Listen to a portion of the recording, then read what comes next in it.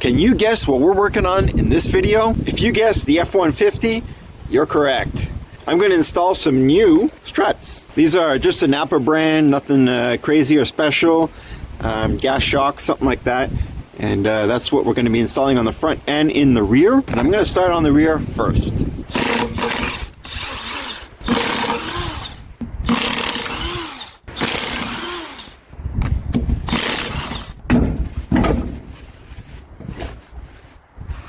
So this is the guy that I'm trying to replace. You can see it's kind of rusted and worn out. I'm not sure if it's actually doing any absorption of any kind, but when I did shake the back end of the truck, it didn't seem to move a whole lot, but I figure at this point I might as well just change them. It'll be a lot better.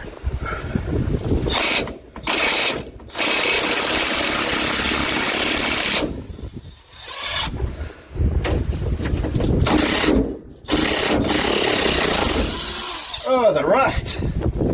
It's wonderful. Whew.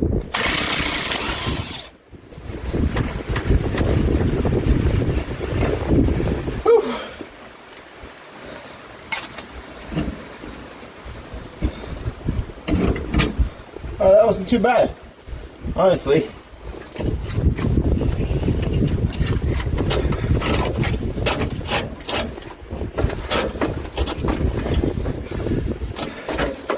Whew.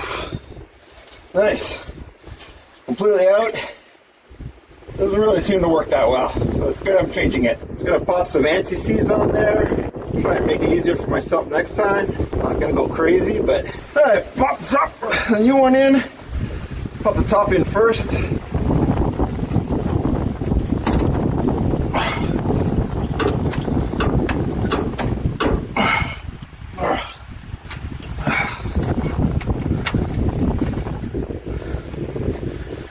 Well, it won't slide on super easy. I'm just going to try and tighten it slowly. See if that seats it. Alright, that's enough for now. Give me the ability to move it if I need to. I'm going to get my bolt here. Pop some anti-seize on there, if I have any left.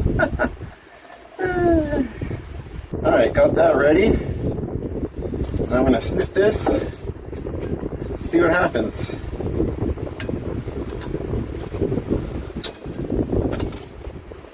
Get this bolt ready.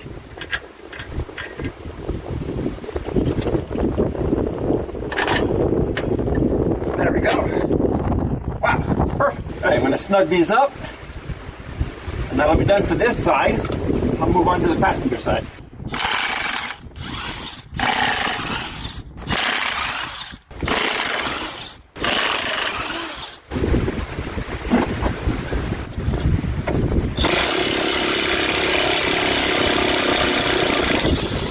Woo! Something else. Yeah.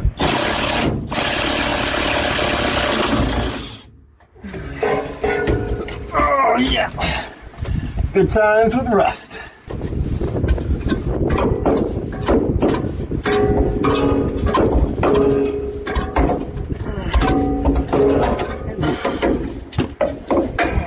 Whew.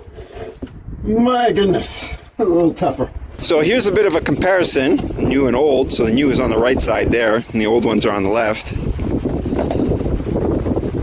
This one I had completely compressed, and it took a little while for it to come back out.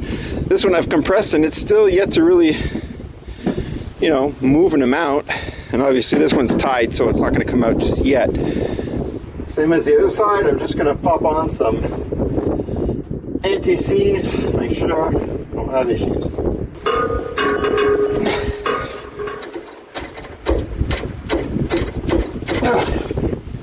Oh my god.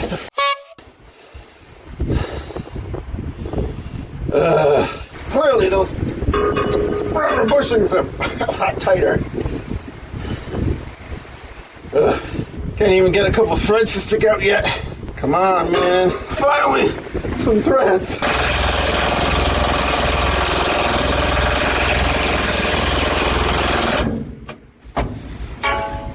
Alright, get the bolt for the bottom set up. Some anti-seize. Alright, all buttered up. Get this ready.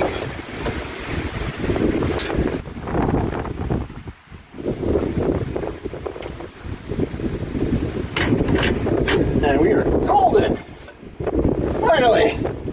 That was rough.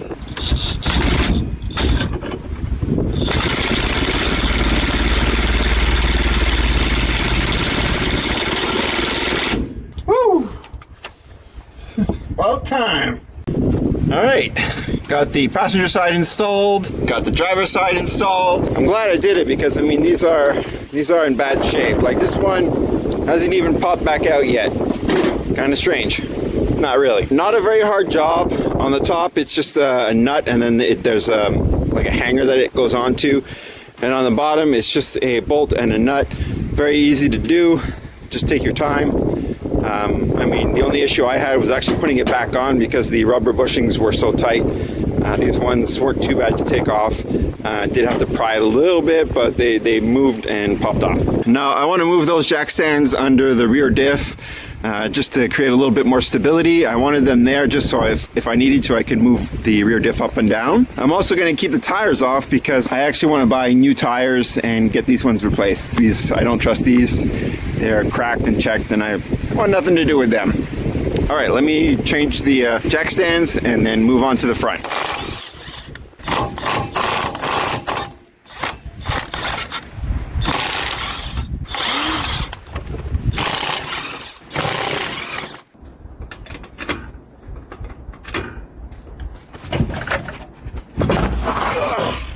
The tire was still touching the ground, so that's why I used another jack just to push on the suspension. It is kind of oddly situated on the ground and it's a bit uneven. All right, it might be a little hard to see, but I'm going to try and loosen the bottom one up. I did shoot some PB Blaster on there, but I have no idea how that's going to work.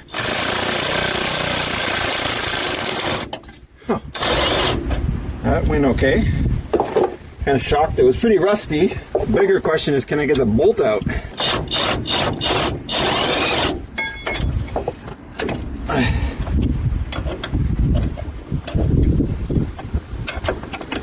There we go. Whew. Got the bottom done. Now, work on the top. Let's see. Well, I thought I hit record. Maybe my camera just shut off. I have no idea. But I did manage to get the strut out. It was a bit time consuming just because it's a bit of a long bolt on the top, as you can see there. But it finally came out. It is quite rusty, but it's not too bad. I popped some anti-seize on the bolt at the bottom and also on the screw at the top. I'm not sure if that came that way, but it's kind of cool that it has a point on there. Makes it easier to shove in the bolt. I got the bottom loosely placed, pop the top in. So it came with this these rubber bushings. You can see that there's kind of a flat top there and then a curved one. Basically that flat top is what actually goes into the metal frame here. If you do it the other way, then the cup doesn't work. This guy right here. So you can see it sits right in there. Obviously just make sure you center it in there, otherwise it's not going to sit properly. I can't get my wrench in there. I'm going to try these vice grips. It's like there's something in the way. I'm not sure if it's a piece of metal or rubber bushing or something from this cap right here. See if that works. Yeah, it seems to be working. I mean, oh, or maybe not. It bottoms out anyway, so you can only tighten it so much. Fun. It's going to be even more fun to undo that later on. Well, I think that's about it. So the top is in nice and tight. Got to get the bottom in.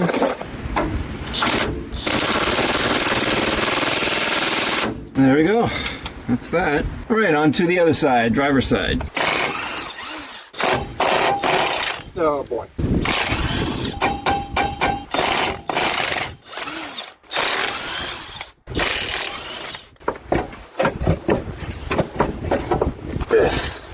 So for the front suspension, it's pretty much the same as the rear, just a Napa gas charge type thing. Nothing special. Here's the old one. It's compressed and it still has not returned. And this is the new one, and as you can tell, it is very much different. This is a bag for all the hardware. As you can see, it has the bushings, the caps, and then the nut. Super simple install. I'm gonna go do that now on the last one that I have to do. All right, let's see what happens. Been soaking in PB Blaster. Go for it.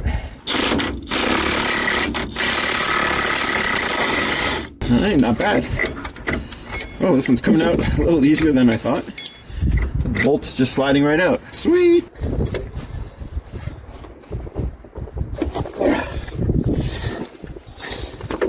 Top one's not too bad on this one too. It's all right. Won't complain.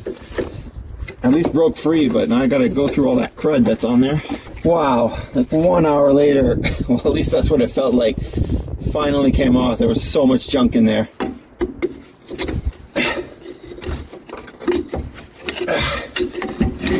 Come on. Jeez. Wow.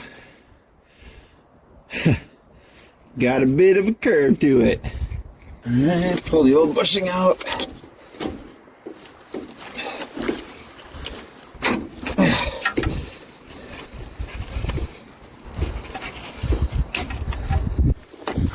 Alright, good. Yeah, I think somebody ground these. This is the bottom bolt and nut, and but it definitely helps to pop these guys in, so might be a good pro tip right there. So same as before, just pop some anti-seize on the screw at the top.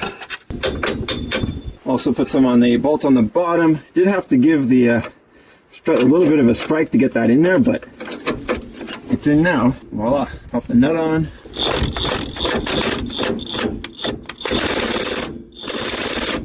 Alright, just pop the bottom bolt on, snugged it up but didn't tighten it down. It's gonna work on the top now. Same as before, just watch the bushing position, and then I'll just pop the screw on here and get that in. Oh, just don't forget the cup. There we go. So same as the other side, I can't get my wrench on there, so let's do it with the vice grip. Make sure that I get on the nut properly there. Goodness gracious. Crap you gotta deal with sometimes. And these two bottom out, so it's not like you can go any further. Once you feel it get tight, that's pretty much it. I'll finish up with the bottom one. There you go, bottom one in, nice and tight. All right, all the struts are installed. Fantastic. All right, we're done with the 4 struts. Whew. Not too bad, but some of the stuff did stick, so it gave me a little bit of trouble, but overall not a bad job to do. It's pretty simple, especially on this larger F-150s. As you can see, some of them have not returned back to normal. This one is fully out, this one is fully out, this one is not, and neither is this one. So it's a good thing I'm changing them, because it might have just been some problems not too long down the road. Now I've also gone ahead and installed some tires. Unfortunately, that one did not hold some air, neither did this one. This one seemed to hold some air, and this one also. The reason why I'm doing that is because I'm supposed to get a lot of rain tomorrow. There's still some ice and stuff under there, and I'm afraid that wherever I put the jacks, it might just sink a little bit, and I don't want it to topple over. This was the worst side because all the tractor tracks created grooves, and basically it was really difficult to put anything here. Anyway, I'm leaving this set up here like this. The other side is, it's kind of flat, but it'll hold. Anyway, the tires are there because at least it won't completely slam down on the ground, and at least I might be able to save some other trouble or other issues and be able to jack it up. And here are the 4 wheels that are going to get new tires. I'm also going to change the valve stems just to make sure that everything is good and brand new, and that way I don't have any issues at all. I won't be going for anything kind of crazy, just your regular, street tire. Whatever's cheap and cheerful, since I do think that I'm going to change some of the rims, especially the ones in the back, and make them wider, but I haven't fully decided on that yet. But for now, cheap and cheerful. Well, here we are a couple days later. Went from warm temperatures to freezing temperatures, and from the warm to the cold we had about 24 hours of rain, and that's what all that ice is over there. Great. But regardless of that, here we are with 4 brand new tires. These are Firestone Destination LE3s. They had them in stock. That's what I bought, and had them done pretty much right away. So I'm happy with that. I'm going to go ahead and install them. I'm just going to try and do it as quickly as possible because my hands are getting kind of cold.